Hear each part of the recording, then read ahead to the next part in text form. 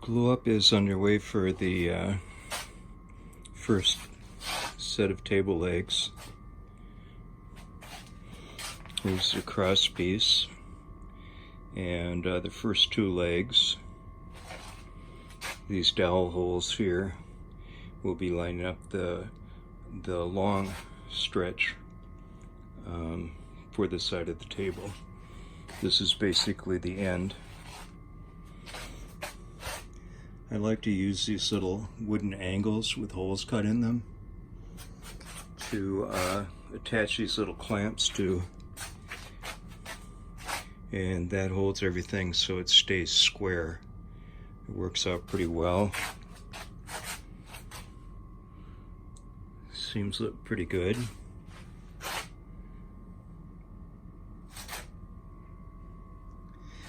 And it looks like it's nice and square within reason.